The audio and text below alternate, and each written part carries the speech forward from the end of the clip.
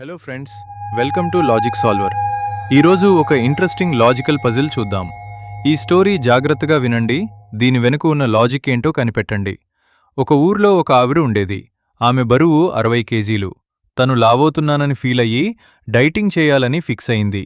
రోజుకు కేవలం 4 చపాతీలు మాత్రమే తినడం మొదలుపెట్టింది.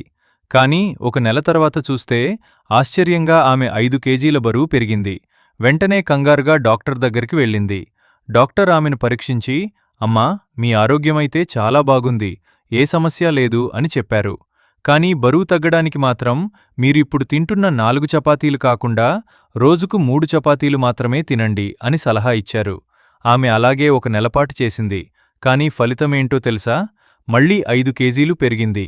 మళ్ళీ డాక్టర్ దగ్గరికి వెళ్తే ఈసారి 2 చపాతీలు తినమన్నారు. అయినా సరే మరో 5 కేజీలు పెరిగింది.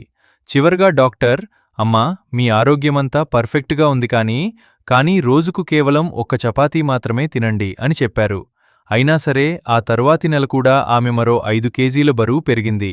చూశారుగా, ఆరోగ్యం బాగున్నా చపాతీలు తగ్గిస్తున్నా సరే ఆమె బరువు ఎందుకంతలా పెరుగుతోంది? మీకు ఆన్సర్ తెలిస్తే ఇప్పుడే కామెంట్ చేయండి. మీ గెస్ కామెంట్లో పెట్టండి. అసలైన ఆన్సర్ నేను పార్ట్